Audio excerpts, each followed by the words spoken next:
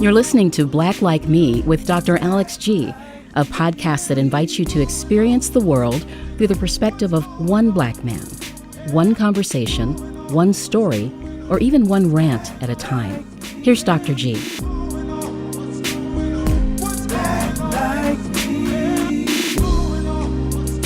Hey, welcome to another exciting episode of Black Like Me with Dr. Alex G. And like I continue to tell you week after week after week, we have a great show today. I have two tremendous colleagues, multifaceted, intelligent gentlemen, community leaders, and also pastors, lead pastors, senior pastors of congregations. I have Reverend Dr. Marcus Allen, who's a pastor of Mount Zion Baptist Church, and Judge Reverend Dr. I got to get all those titles. Judge Reverend Dr. Everett Mitchell, who is the senior pastor of Christ the Solid Rock. And this is my first time just having fellow pastors in the studio, and we're going to be talking about an episode that's coming up right around King Day. But I just want to talk with these gentlemen about the role that the Black church has had traditionally in developing leaders. And so, first of all, I just want to take a moment just to welcome the guests. Gentlemen, colleagues, welcome back. Welcome back, Judge, but welcome, Reverend Allen, to Black Like Me. Thank you for having me. Thank you so much, Dr. G, man. Always grateful to be here with you, man. Man, I appreciate you brothers and just your role in the community and the fact that we have camaraderie in our community. We got to find ways to spend more time together, but just the fact that we know each other and can connect up, I think is so important. Judge Mitchell, you've been here before, and I'm not sure if Reverend Allen's heard the show, but I like to use black icebreakers just to give us some things to talk about as we I've heard the show. You heard the show? Okay, so you're ready. So then I have to bring out some new ones just in case you said that. Here we go. I'm telling you, man, you Baptists are overachievers. Let Dr. Allen go first. Yeah. You said the standard. I follow you. So part of this is just commentary, but because let me just ask. I'm going to ask this question. Eli, I'm going to bring you in on Black Like Me also.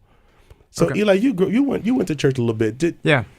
In Black church culture, sometimes we hold our finger up like this, and we have to get up and leave church early. Did you do that growing up? Like you're almost like you're at an auction, like you dropped, No, people just slipped out. They just slipped out. Yeah. They wasn't in church long enough to put their finger up. That's true. They got that 45 minutes. They got that 35-minute express service. You gotta finish by lunchtime. You gotta finish by lunchtime. You can hold it by then. So let me ask. We can get into in a few minutes what that means. But do people in your churches still hold their finger up when they have to leave?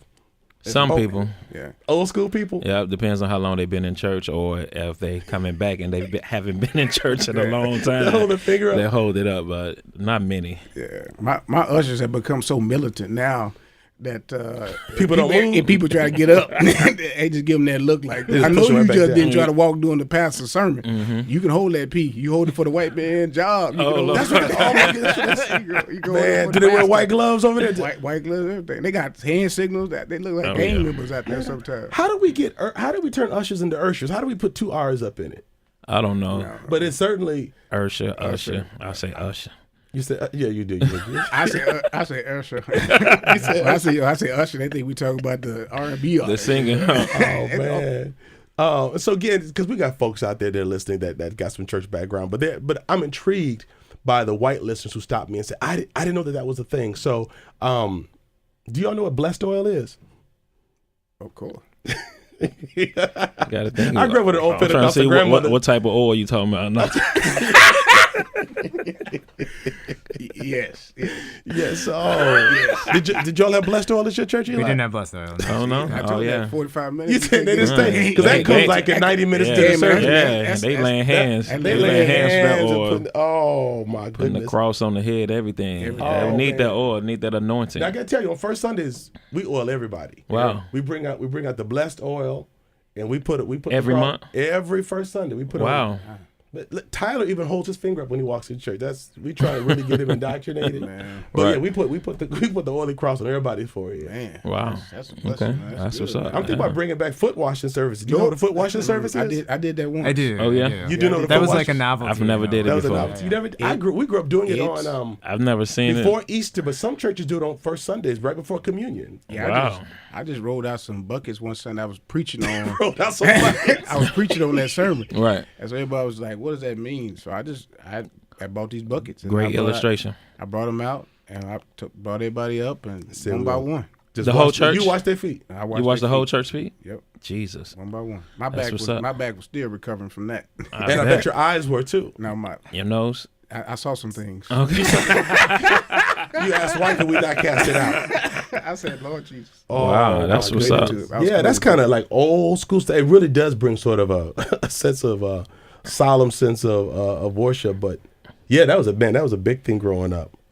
Have you all ever been in a service or conducted a funeral when somebody in the when family tried to pull somebody out of the casket? I haven't. I've seen like once the casket closed, then that's when a lot of people just go bananas and they jump on top of it. You've seen people jump on top of casket? Not jump on top of it, but like lay on it and start hitting it and things like that. But not try to pull nobody out. I haven't seen anything like that. Maybe I'm getting that mixed up with some TV show. Probably. But black people know how to do funerals. Yeah. We know how to do a homecoming. That's some professional mourners. Homecoming, homegoing. No, I guess it's called a homegoing. Yeah. Well, I guess it could be homecoming depending where you're from. When I worked at a funeral home back in Texas. You worked at a funeral home? Oh, yeah. When I was in high school, so I worked for one of our funeral homes, man. It was like an art, man. You know, we had all these like moves that we'd have to do to kind of get ready for the funeral. Right. The way we process in, the way we process out. And we would see so much. I mean, it would just be crazy. Man. Y'all had the poems and everything? Y'all had to recite? Oh, man. Man, it was to a science, man. Yeah. He was, everything was about, putting everything together. I just remember we had this march that we had to do when you walked in. It was a high knee march to bring the casket Morticians did that? Oh, yes. They do that See, in I'm from Virginia. Madison, man. He led it. Until Foster started his business here, I've never gone to a funeral in Madison that was handled by a black mortician. Wow. So again, because I grew up here, I missed some of that traditional stuff. So y'all had like a high knee sort of choreographed thing. Man, we were all we were choreographed. We looked together. I mean, and we brought it in depending on who the person was. Right. We brought in, not the pallbearers, the initial one we brought in. Really? So we would hold the casket and we would high step. Yep. And we would high step and put them down depending on who they were and put them down. You ain't seen the Facebook videos, they marching and stuff with the casket on their shoulders? You never saw that? No, I saw some that's happening over in Nigeria or something. I've seen some of those recently. No, that's all in the United States. No, I haven't seen these, really. Yeah, man. You going to try to bring that back? Because Nah. Really? The pastors didn't do it. That'd be Foster. Right. Foster got to do it. Foster got to do that. Him and Dawn can't do it. Brian and Dawn can't do that by themselves. Man. All right, those are some good icebreakers. I had to use these just for one other thing. Eli, when you were growing up in church, did your pastors ever do anything that's called tuning up? Tuning up. Does this have to do with like the choir or something, or getting ready for the? I said 45 minutes. They don't have time to tune up. Yeah. Oh no, not quite. That's a good try, Eli. Man, let them use it. Right? Come on. Judge, what's tuning up? Wait, the runaway is clear. Give me the A flat. Come on. And Elijah said to the wind. Come on now. Wind is God in there. Yes, come on sir, now. Reverend. And the wind said, Help no. yourself. Yeah. Oh, Lord. The runway is clear, Reverend. Your voice is changing. Yeah, I know, right? The Lord said, Elijah said, That's in the it. That's I the said, no. celebratory. You portion. teaching us now, Doc. You teaching us now. No, it's a class on hooping. It's a small 101. There's a class. Listen, if you're really good, you can sing. You don't can get me modulate. started. Yeah. Yeah, you can modulate, change. Then he went high. Yeah, go with it, man. I love it. That's an art form. So Yeah, your pastor didn't do that, Eli? No, he might give a little, cough. clear the throat a little. That's what it said. Oh, he about to go in. My pastor in Milwaukee, Pastor George Jolly, he said, I hope the black church never get away from the art of hooping and closing the sermon in such a way. A lot of people don't do it in this day, and a lot of people saying it's too much, but hey, to each his own. If I can do it, I'm going for it. Man, you can't. Every time. I've been in ministry 26 years. Trust me, I've been trying to close a sermon out for 26 Yes, years. Even I before my can't voice could sing. change. Sing worth nothing. Now, But I heard you try. can sing. You can sing. No, sir. Remember, didn't we do a little trio at the community event? Yeah. That's out on Facebook someplace. So we need to get It's still somebody. out there. It's still out there. You Yeah. need to take that down. Toya Robinson, you need to take that down. Each year, somebody will like it, and then it'll just pop up. It's all over again. I remember one time Dr. Dwight Perry was doing a workshop, I think, for the ministers at our church. And maybe it was something at the seminary when I was there speaking, but he talked about church and the sermon in the Black community being an event, not just like a sermon or a message, but just an event. So we just have all that rich history that I just think is so tremendous, and to the point of, I'm sorry, what's your pastor's name? George? Jolly. Oh, got you. That we just have to, those things really carried us over and brought us through. And so we've got to find a way to really hold to those things. And I just know as a pastor of a multicultural church, that balance, I'm realizing in the last few years, bringing back those elements, those traditional elements of Black worship experience have been meaningful, not just to the folks who are Black, who remembered it, but for folks like Tyler sitting over there who've not experienced it, realizing I've never experienced God this way. I didn't know God moved in this way. We rob people if we don't bring those pieces in. Yeah. And so, no, that was a cool walk down memory lane, brothers. Thank you for that. I can tell you that's true, man. As my congregation is just kind of blending, I realize that I can't take away from my Black church foundation, even to adjust them. I tell them, listen, you coming in here, so you will experience God the way we experience God. And, whether it's clapping or singing or shouting or passing out or speaking in tongues or the preaching, the moment, all of that is going to be a part of the rich part of what the spiritual dimensions are going to be about. And at first I thought, because the way I preach, I talk a lot about social justice and talk about white racism and institutionalization of that kind of stuff. I thought that they'd be turned off by that. Right. But I realized if they chose to come there in the first place, they want to hear something. They want to hear something that's a little bit different. Right. And to speak to that, I only been here for 2 years, and one of the questions that the search committee asked me, how did I feel about pastoring a multicultural church, or how would I? And I said, I don't know, because I never did it before. Right. Because I'm coming from Virginia, and the majority of the population were African Americans, but then coming here, having 6% of the population here. So my congregation also is also multicultural. And at first I was like, the people that are coming would be turned off by how we worship and how we preach. And it's remarkable to see that they continue to come back each week. And at first I was like, no, I need to change the way I'm preaching. And then I was like, no, I'm just going to go for it. I thought that. I went through that. I'm just going to go for it each time, like the way that I've been taught and the way that I experience church. It worked. And it still works, Man, I love that. A couple, maybe 2 Sundays ago, man, the spirit was just moving real high, and one of the sisters in the back just took off running around the church. You always need a runner. You gotta have a runner, Doc. You gotta have it.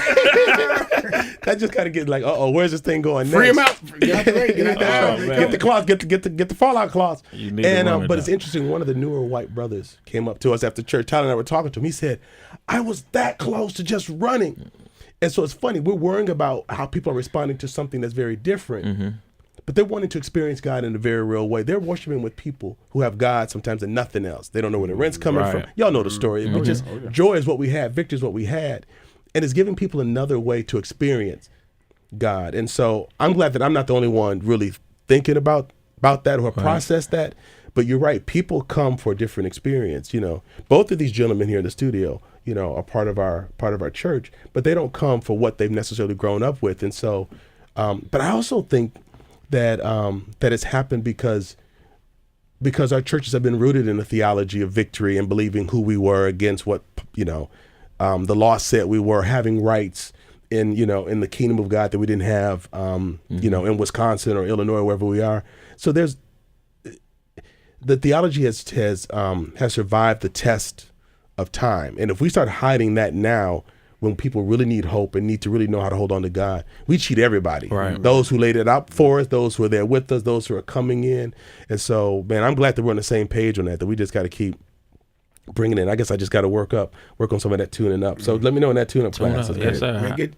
Tell your musicians. That's what I realized. Right. It ain't so much you tuning up. The musicians. It's just when your musicians start to jump in. Tell them to stay with you. Do your musicians stay on the instruments during the sermon? Musicians now, I remember growing up with like somebody crazy glued the organist to the organ. Now I don't know, they people kind of sit on the front row. They need to stay up there. I'm glad Deacon Stanley that's my dude.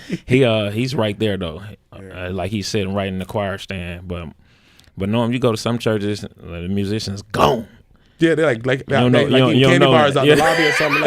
It's like, is it break time? You don't know where they are. The factory? I'm talking about gone, but they be gone, man. I've been to some church, man, go preach, and then they had to go get the musician and come back when you get ready to close. Yeah, I've been in a couple of those services. Nah. Man, I'm glad we caught this on the podcast. I remember one time this happened to my pastor in Virginia, and they came in the last moment, and they tried to start playing while he's preaching. He said, "I don't need you now."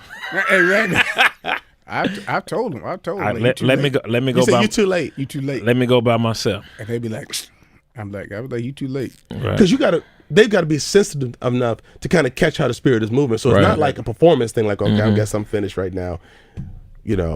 Just talking about Adam and Eve or somebody just jumping into something. But it really is. It's a flow thing, and it's a sensitivity to what the Spirit is doing, and it's a window. And if they sitting back there eating candy bars and stuff, and you miss it, it's not like you can just wait and then say, "Okay, I'm gonna do this in a few minutes." No. You got to catch it. And I think too that connection between you and the musician it is very important too, because sometimes if you have inexperienced people over there that do not know how to follow the preacher, that's what we say when you close in the sermon. If they don't know how to follow you, they'll just be playing anything over there, and it throw you off while you trying to close the sermon, or they playing they trying to wind you down. And you trying to tune it you up. know what I'm saying? Or they go in playing shouting music, and you still trying to. I'm just a point. I'm point one man. I ain't there. I got something. I got to earn this shout. We Right, work up to the shout. You got to work to it. Yes, sir. Man, I've seen some. I remember I was at a crusade, a revival. Remember when people used to have crusades? Y'all still have revivals? We have revival. We do have revival. We don't have crusade. Crusade. How long is a crusade? Weeks. Like when R.W. Schumbach. Yeah, they were like weeks. But man, I remember this guy was doing a crusade or something. He got to the end of his sermon and he just said, "Musician, put me in E flat." Right. So like some preachers, you got to go to National Baptist Convention with me. Because they'd be like that, like, "Musician, put me in E flat." And they go get it. And they know they're supposed to. Okay, you know what I heard? I start in G. You start in G? Yeah. Okay, I'm kind of A flat. That's not too far away. Bass clef. Dude. You got to kind of work your way. I don't know. Hey, I be everywhere. Yeah. A couple weeks ago, the musician said, you was in 3 keys. I was like, well, if you was in the Spirit, you would have been able to find me in every one. 3 keys sound like a chord. It sound like a chord. Hey, I'm going to say that next time. Yes, sir. Yeah, I'm gonna take you to National Baptist with me and take you to late night. You been saying, man, to late night. Late night. Late night, dog. Preaching don't start till 10 o'clock. Man, I'm telling you, dog. Really? Okay, I want to do that. Okay, it's in New Orleans. It's in New Orleans this year, September. All right. I've never been before. So you Baptist, so I know we can go out. I know we can go out to. Because my Pentecostal brothers, I can't go out with them. So I want to go to conventions with my Baptist brothers. Let's go. We'll take care of you. We'll know how to walk in the Spirit. We'll keep you saved. Safe or saved? Both. I may have to go with you on that one, man. Let's go, man. We should get a group. No, that's real. I can do that. September, first week in September. You know what? I think a lot of, just one more point on this, I think a lot more African-American pastors would consider being open to multicultural congregations if they could stay true to the theology and to the style. So actually something my sister challenged me on. She said to me, she travels, does a lot of work on Sundays. She says, if you start doing more call and response songs, I'll come back to church. She said, if you start, some of them old, I get joy and I think about what he's done for me. Like those call and response things. We got a whole generation of folks who don't even know how to do and sing those songs. And she said, I'll come back if you start doing that. I'm on the battlefield for my Come on now. I promised him that I would serve him till I die. Yes, I'm on the battlefield till my Lord. Wait, hold on. I'm starting to feel something. You better stop. Oh, yeah. For my Lord. And when they sing it, they meant it. Oh, my Lord. Yes, that's it, man. That's it right there, man. You don't need no music or anything. I'm telling you, them are the old songs I sing those are the old songs I sing in the car and stuff. And I'm at home by myself, and I say, okay, I got to kind of go back and get an old touch. I gotta get it. One of them old school anointings. Boy, I love them line hymns. Them line. I love the line. I love the Lord. He heard my cry. Yes, sir. That's what the handkerchief start waving. Yes, sir. You don't know nothing, but that's Baptist. That's right Baptist. I can dream. I married a Baptist woman, so I can vicariously. Long as I live. What trouble? That's it. They call them like long meter hymns. Line hymns. Dr. Watts. Dr. Watts. Line hymns, Doc. I grew up with that every Sunday, man. Yeah, we don't do it anymore. Yeah, we started. I got to bring that back. I started doing that at the church. I got a mother at my church. I got a mother. She'll do it. Rock them every Sunday. I do it every first Sunday. Rock man. Now or when you right now? Because the young generation don't know nothing about that, Nothing. man. No, they really don't. You do something like that, they get lost. Even the musicians too. Some musicians, they don't know how to play with those type of songs. Right. Yeah. All the things we're talking about, the songs, the worship style, I think is what's helped our churches to be relevant and real. And church is not where you went to be bored. You're going to be inspired. You're going to hear something, but it wasn't just heady. There was such a palpable faith that God was going to move or do something or make up for all of the things the older people lacked in life. Like I think about my grandmother, who was instrumental in my faith. She was born in 1919, became a Christian in the late 40s. But the people who were considered old ladies, like the ones who were in their 60s, they were born before the turn of the century. So those folks influenced my grandmother, and then she influenced me. So the present and the past is closer than we realize, and that stuff kept and sustained people and kept them sane and rooted and alive. And if we ever needed hope and faith in a vibrant Black church, church in general, but we're talking about Black church, it's really now. So this conversation, this setup has been really, it's been reminiscent for me in helping to understand what's helped me to get to where I've gotten. What I realize is, and this is what I'm going to lead us into this discussion as we talk a little bit about Dr. King. What I realize as a person who's grown up in Madison is that the community wants to hear about my mother coming here, not having a high school diploma, all of the stuff. My mother and father having, they were sharecroppers growing up. They want to know about my story, how you overcome, but they're not really interested in the faith aspect of it or the spiritual aspect of it, which motivates everything for me. That they don't understand that my community service is really a part of my call, as well as working, doing business, teaching, what have you. And so I feel like even our state, as we celebrate King Day, it's the oldest celebration in the country. It's the oldest Martin Luther King Jr. celebration in the country, the one that we have at the Rotunda. But I feel we touch upon every aspect of his life, and we'll have some gospel music in. I mean, your musicians are often there, but the story of his calling or ministry is really rarely brought up. So I'm just curious, as you all were growing up, did you see the call of ministry being broader than just the pulpit and the four walls of the church? I mean, did pastors in your community talk about or exemplify really being about service or justice outside the churches? Was that a model for you? Or was that something you all picked up later? Not initially. I think I started preaching probably similar to Marcus. I was 15 years old. I was 15 all also. of us was boy preachers. I was 13. That's crazy. Yeah, I was 15. 13. And I think initially it was. That's why you could tune up. Your voice hadn't changed yet. Me too. I was trying to tune up at 15. It was embarrassing. He's real. Don't you know God? Voice cracking. I'm sorry, Judge. No. It's breathing all techniques and pro. stuff. But I think when I was younger, and I don't think growing up in Texas, I don't think they had merged social justice with the church yet. It was still okay. It was more toward heaven and the kind of morality that you needed, the moral code that you needed to follow, around your sexuality, drinking, drugs, not, so it was a strict moral dancing code. out in them clubs. Yeah, I mean, it was a very strict moral code that we had to follow. So we really didn't talk a lot about, and I remember the first time that I preached it was my third sermon. I'll never forget my third sermon. And I began to preach about it. At that time, I was really open to spirit, just whatever the spirit was coming to my consciousness, I would say. And I remember preaching a sermon, and I said, as long as God gives me the power to stand and speak, I will never be comfortable with black boys and black girls not knowing their histories. I've come to the point where we have to decide now that we're not going to give and I say the cuss word. You can say it. This is a podcast, ain't church. Oh, okay. I said we ain't gonna do this no damn more. Wow. we got to be That's better some as a serious people. shit We got to right be there. better to our families, and the calls of the older pastors were, you don't say cuss words over the pulpit. You don't say them nowhere. You don't say them nowhere. No, they would cuss all the time. They cuss all the time. But you don't say that on the pulpit. Right. But it wasn't.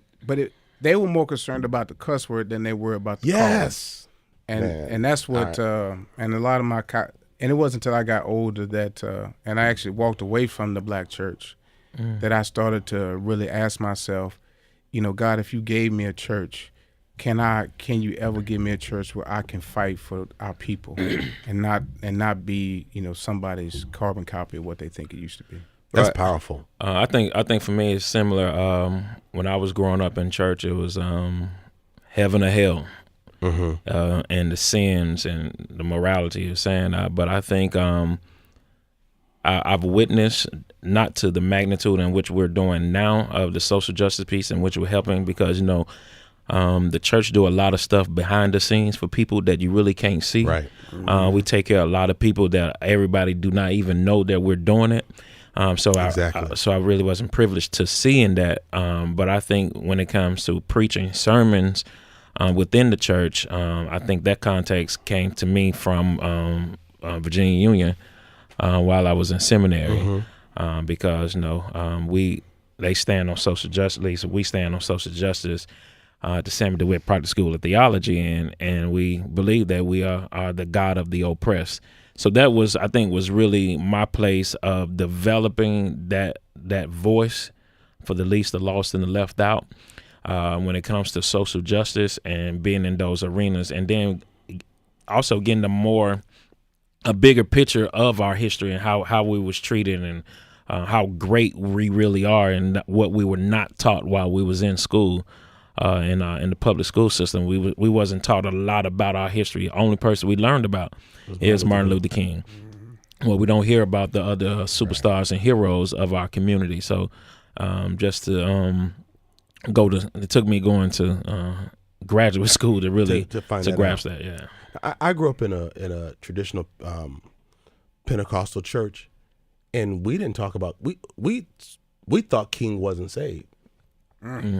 He didn't speak in tongues. He didn't speak in tongues. He was Baptist. No, I know I've been messing with Baptist folks, but seriously, that was sort of the thought. Wow. But because the focus was really on our own personal piety, did we speak in tongues? Were women wearing pants? Were we going to movies? Stuff that doesn't mean anything in the whole scope of life or eternity. Nope. But there was just this general sense. But I think because whenever we saw him, he was outside the church, and I think in our tradition, you do your best churching and your best pastoring inside. But because he was on the news, he was a public figure, I think people were trying to figure out, when does he ever go to church? What does he ever do in church? So it's very interesting that we're leading congregations that are socially active, that we're recognized and respected in our communities, but we didn't grow up thinking that what we're doing is actually part of ministry. It makes me think we probably lose a lot of young people, young black people, who would never think about seminary or answering a call to ministry, because we were all called before we knew what seminary was. Right. We're probably losing a lot of them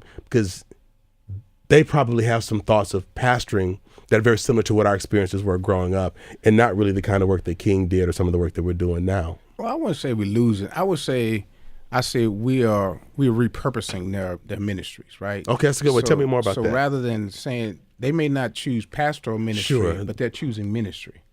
I see people going into education, social work, leadership in different ways. And they are not going with an orientation like, I'm just going to do my job, go home. They're literally pastors in their environments, right?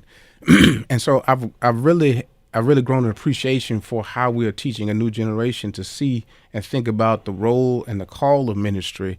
Yes, the pulpit is important, but the pulpit is not exclusive. So more of a workplace theology or working. But I think faith? when we grew up, the pulpit was exclusive. That's it. I thought it was the only very selective space, right? That God and human beings came together. And what I think the model Jesus taught us, and I think King followed, I think Malcolm followed, I think even great leaders like Ida B. Wells and Sojourner, what they followed was this gospel that is everywhere, and not contained into one location, and unleashing the black church from the kind of white theology that has tried to. I was going to ask you about what you thought the root of that theology was. That has tried to infect us. Right. Has given us more freedom to really live out what the kingdom is supposed to be about in the first place. I think too, just to speak to that, from our assumptions, I think it just falls back on us again until we in the position where we really know what's going on. Exactly. Because I was 13 years old sitting in the office with my pastor, and I told him, I feel like an outsider. And at first I was like, it was because grown people was talking and I didn't know what they were talking about because I couldn't relate in any type of way. So it brings back the ignorance to how how is this pastor really operating? And it's not just in the pulpit. We don't know what you do. I'm pretty sure you, like me, a lot of members get taken care of because of what we say that we do not publish. Yep. And I think oftentimes we probably miss that. But it's like in the same instant too, though. The black church has always been the voice for the community. Always. That's where it has come from. In the past, it was a pastor or as a politician within the church somewhere. Some leader was developed within the church, is going outside the church and speaking up for the voiceless. Yes, and so I think, and since we're talking about the black church and we're talking about how much we've done, it really breaks my heart to see how many people, black people, who are attacking the black church. Because they feel some type of way of how they were hurt in the church because they probably wasn't able to do their somebody's funeral at the church who never been to church before, and the church have a certain policy, or because now some of the stuff probably be legitimate too. Yes. Because I say it all the time too. The church is made up of imperfect people, right? Broken people, and so sometimes some people will go through that and will endure some harsh things. But we look at the black church and how they have truly established the grounding and the footing for African Americans within this whole United States. I mean, politicians, entertainers. I mean, I mean, it's like we could just go on and on naming singers who got their start in the church from Aretha Franklin to Gladys. Mariah even talks about some of that stuff. It's a platform. And then, if you've never been to D.C. and went to the African American History Museum, please do so. You will go through so many different emotions, I wish I can go every day for at least a week to get through everything, because we went prior to leaving, coming and moving here just to get there and say we came. But you start in the basement, and it goes from slavery all the way up to 2008 when President Barack Obama is elected, and you go through the slavery part, and everywhere you look, the church was helping getting us out of the oppression. The church is where the first HBCU was started. The church is where all the civil rights leaders were coming out of. It was in the church, and people, and where they held the meetings. Yeah, and where they held the meetings and where they raised the money. It all started within the church, and you see this throughout the Black History Museum, where we see this. We see Bibles, we see churches, we see robes and stuff of preachers and men of God, black men of God, who helped the black community. But you see even now that some of these, our own community, saying, I'll never go back to the church. I don't want the black church did this. They robbing it. But they forget how much the black church has attributed to them to have the freedoms in which they have today. Right, that's so true. And you have a new generation of pastors who we all are really more committed to building our people and our communities. And I think because we don't have churches that are centrally located anymore, our community, we serve, he may be on Fisher, I may be out on East Side, you down on Park, but we're not serving that local community. Right. We're serving the quote unquote black community and other communities as well. But we are committed to the idea. I was talking to someone who was talking about my salary, and they were like saying, you like the best minimum wage pastor that a church ever had. Because when I took my church, they had no money. Right. So I started I was making $500 a month. That was it. Right. And every Sunday I was there, every Wednesday I was there, everybody who needed to be visited, sick and all this other stuff. Because it wasn't about the money, it was about the service. It was about the people. Right. And all across the board, man, I'm seeing, preachers doing all this other stuff because we want to be of service. We want to be there to build our people up, as broken as they are, to give them a chance to just see that God, is real. God is present. The black church is present. We can be there for each other. And I think God has given us an opportunity to bring in new models of leadership that didn't exist, Definitely. from when we were. I mean, there is some truth to the fact that, that some cats may have taken advantage. Right. But I don't think that is the total sum of the pastors that I have met. Man, I've met some men and women who have literally given everything they've had, their lives, to the people in the congregation. Their families. You know what I'm saying? They talk. I was listening to NPR. They were talking about a priest down in New Orleans who just died, and he gave his life to his parish. And one of the things that stood out was that they said he used to sleep on the floor in front of the church doors because people needed his bedroom at the parish. Wow. So he would sleep on the floor Right. next to the door of the church. So when they knock, he could go in there, open them up, send them to the bed, and he'd go back and sleep on the floor. I mean, that's what I'm talking about when they talk about what is black church, what is black clergy. Right. That's the model we need to have rather than these, these hit jobs out here. Man, yes. I mean, because I know you all have, like me, you've been with people when they were going into surgery, or you sat with people who were getting a consultation because they didn't have any family members that could sit with them. Right. Amen. For consultation. There's so many behind the scenes things and this is not tooting our own horns, but we came into ministry understanding that this is what it's really about. Let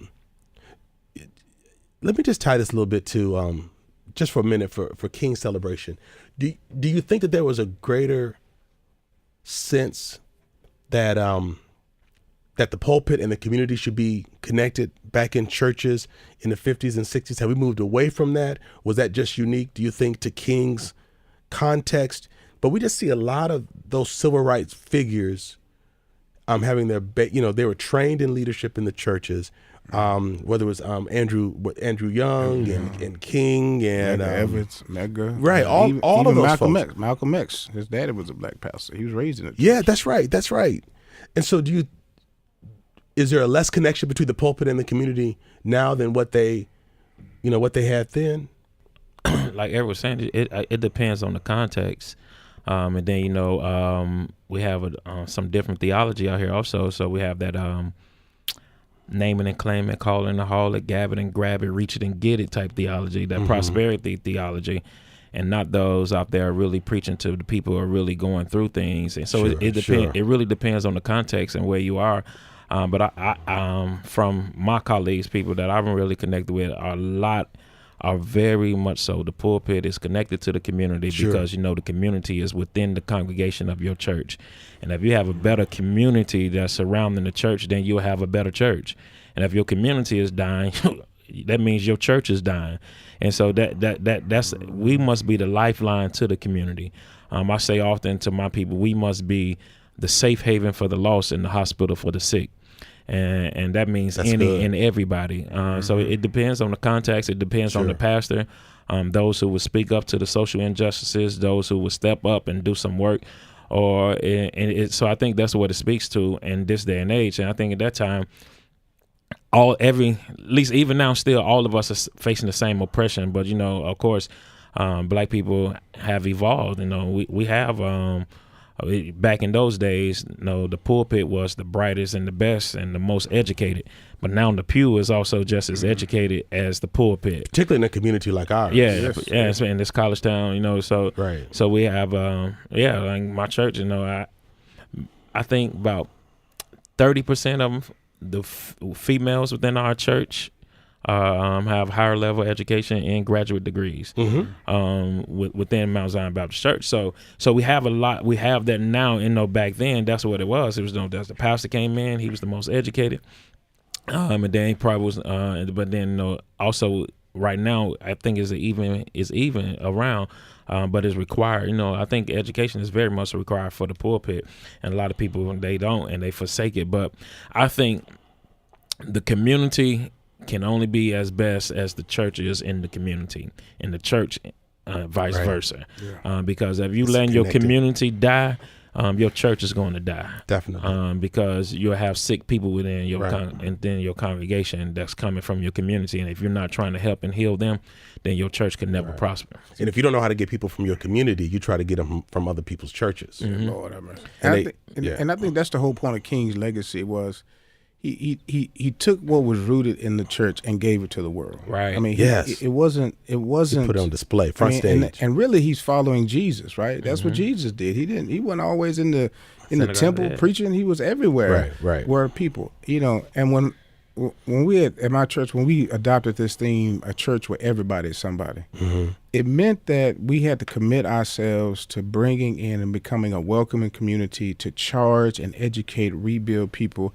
so they could be resent back out to serve the community in very just ways.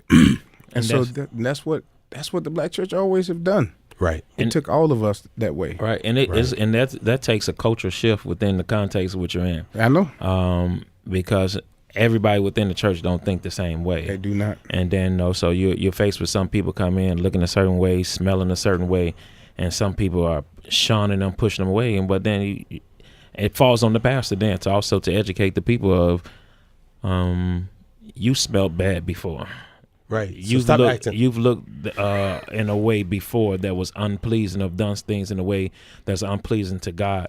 So let's get rid of the judgmental attitude, but let's operate on love. And that's what, like you said, Dr. King took that context from the way Jesus lived, the Jesus Christ life, and he gave it to the whole entire world in a way where even now, I don't even know how I can withstand what they went through with a spirit of love. Mm-hmm.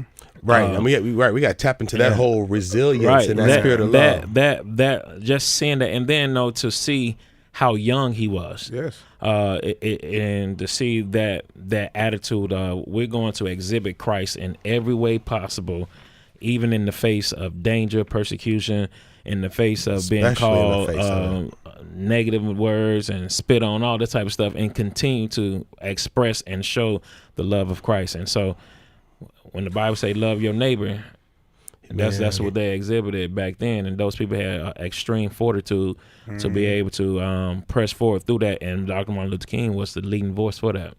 Hate doesn't drive out hate. Yeah, right. I was looking at that. Looking at that quote. Can do that. I think a couple things come to mind for challenges or opportunities that we have. One is because we have not advanced in terms of social justice the way the rest of the country think we have. I mean, we know that it's different than it was in the 50s and 60s, but we're realistic enough.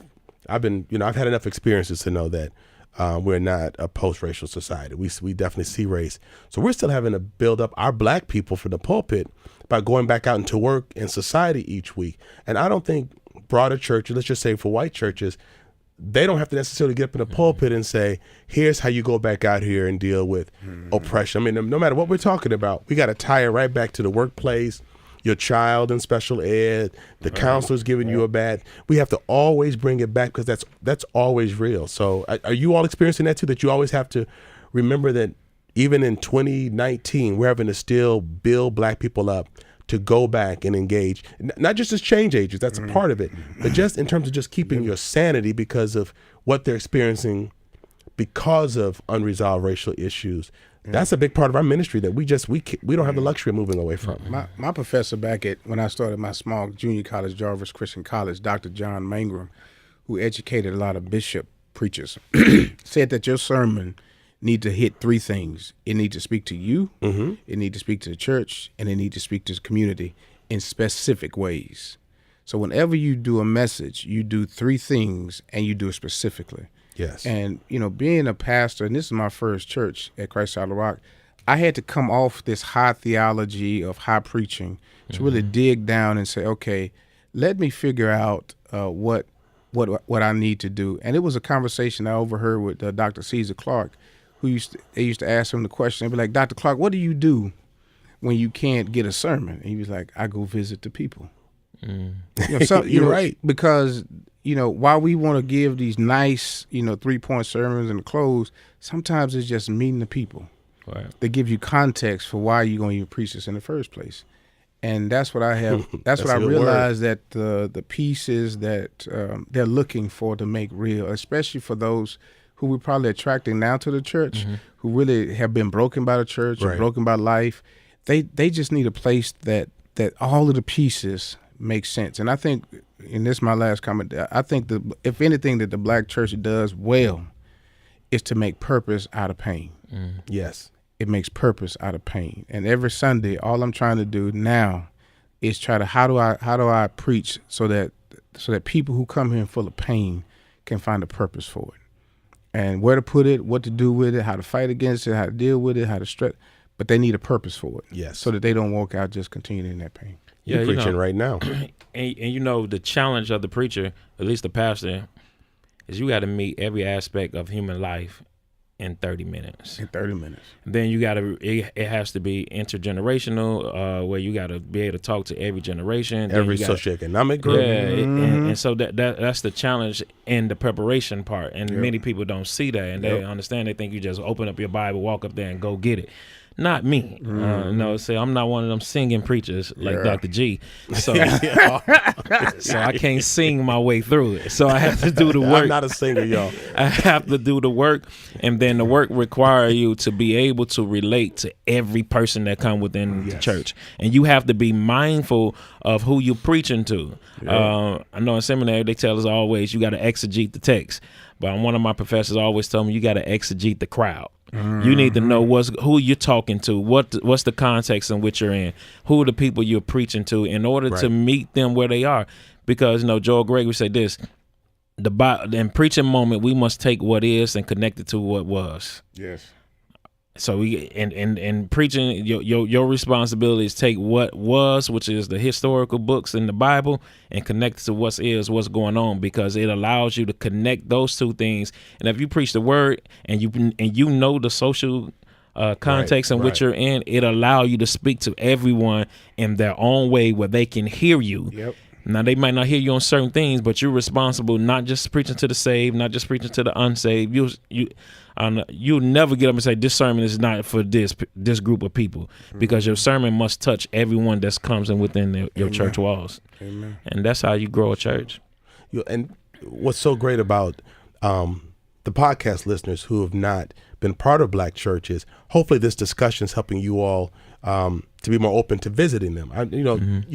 You've come to events that I've done in the community that are largely white, unchurched. I remember telling people at our history class, if like people will come and say, I expected there to be more Black people here. And I said, well, we advertise this as a U.S. Black history class for white folks. So this is who you're supposed to, this is who's here. But if you want to be around Black people who believe in transcendence, you need to go to a Black church. And I said, I know this is Madison. I'm not trying to proselytize, but the kind of Black people you want to be around are at church, because you don't want, you can't handle everybody.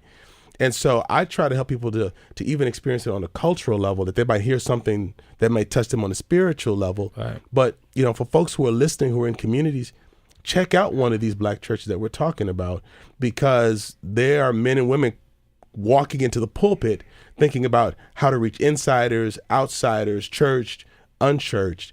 And it might give you a greater sense of why this has been such a great resource in our community. I think what's been really powerful about this discussion is that it's helping people to understand the context in which King and others grew up, that they were thinking that the gospel's got to connect, the pulpit's got to connect. And so this very honest discussion that we're having, in some ways, is taking people back into history and understanding this may not be the way your leaders approach church or your church approached church, but this is the context. We represent the context out of which King and other leaders came, particularly with the tenacity to forgive and love after having dog piss thrown at you and crap and called all kinds of names and beaten, and then you come back and love folks. I remember going through a workshop with C.T. Vivian came to Madison to do a workshop with the local faith group, and he said, white folks, watch this. He said, Black people, and it's a group of about 50 people, and maybe 8 of us were Black. He said, watch this. Black people, raise your hand if you were told from the pulpit you needed to love everybody. We all raised our hand. He said, keep watching, white folks. How many of you were told you had to love everybody, especially even white people? We all raised our hand. He said, how many of you were told from the pulpit you were going to hell if you didn't love white people? We all raised our hand again. He said, all right, white people, how many of you were told you were going to hell if you didn't love Black people? Not a single hand went up. And so we sat there thinking, are we serving? I mean, that was such a even when I say it now, it still messes with me. Right. Not a single hand. Like, we were told this happened to you. They did this, they did that, but you got to still love everybody. The Bible says. How do you go to church your whole life and no one ever tells you to love people who you perceive are your enemies, or love folks who have been downtrodden in this community? So I want folks who belittle our theology or our organizations to understand we would be ravaged savages in the community. We would be destructive if we didn't have a theology out of the Black church that taught us how to forgive, how to be humane, and how to see good in people who are only exuding evil. Society that belittles our work needs to understand America would be going to hell in a handbasket if it weren't folks like King and others who, through ministries like ours, have practiced peace and love and acceptance. And I think that more so than just King's birth should be celebrated. I'm really trying to broaden this to understand that we got to celebrate not just King's work, like he's iconic, but he's not necessarily. And I can't. Let me. Yeah, I'm gonna say that part again. We know his role is very, very unique, but he was not the only person who influenced the world who came out of the churches. And so let's respect the institution. Let's get back to the institution. If you walked away from it, go visit the institution. If you're not Black and you want to understand our culture, where pain is processed, where people are encouraged to go back out. Like every Sunday I say, we enter to worship, we exit to serve. Right. If you want to understand what has really helped the Black community to be vibrant for the last several centuries, check out a Black church in your community that's talking about these kinds of things, because you'll find out that the message is inclusive and it's for everybody. Amen. I love my favorite song, and we do a lot sometimes at church and a lot doing Black history, is "Oh Freedom." Oh freedom over me, and before I'll be a slave, I'll be buried in my grave and go home to my Lord and be free. I mean, the fact that King used to love call on Aretha Franklin to sing to him, "Father, I stretch my hand to thee, no other help I know." I mean, that's the Black church, right? That's the Black church, and that music was rich with theology. That's how we stood, man, and we stand on the shoulders of people like who've laid that for you. You're absolutely right. Yeah. You're absolutely right. We done? No, you can make a closing comment. Closing comment for me, no. You about to close out now, preacher. A flat. Come on. Yes, Lord. Yeah. But I hear it. I just I'm a very spiritual person, and I take my Christian walk and match it to everything else. And I've been teaching my church through the book of Acts, looking at how these apostles, in which walk with Christ, and Paul didn't walk, but he's also considered as an apostle, who walk with Christ, and they faced some of the same criticisms, and they went through the same oppressions for being Christian in the world that was against Christianity. And likewise, people just for being the color of our skin, being Black, we face that stuff too. But I look at the church in Antioch in Acts chapter 13, of how this church was multicultural. This church, they went out spreading the gospel to everyone. They did. Because the gospel is what changes, and that's what has changed.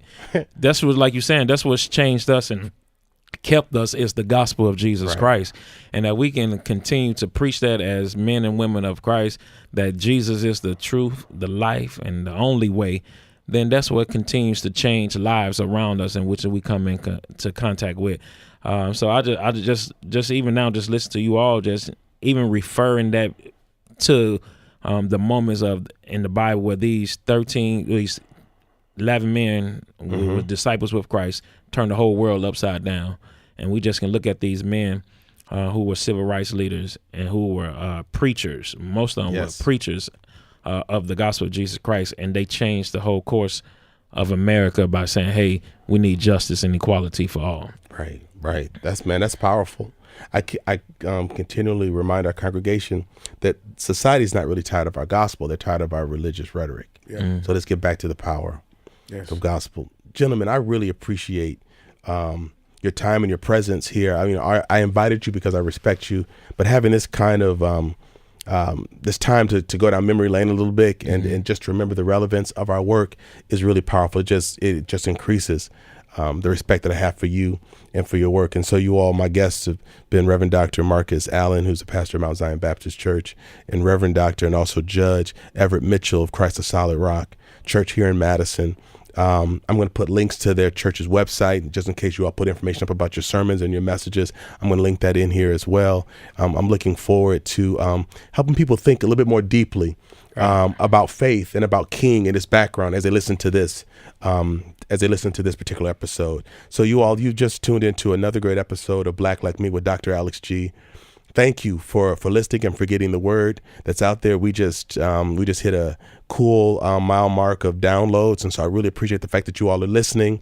I still want to say to those of you in San Francisco and Oakland, you all have just passed up all the other big cities, and outside of my own hometown, Madison, you're the next largest group. And so we just need 50 of you to go in a solely vegan restaurant and go see Miss Dyson and tell you, listen to Black Like Me. We get 50 of you to do that. I'm coming out to the Bay Area to do an event.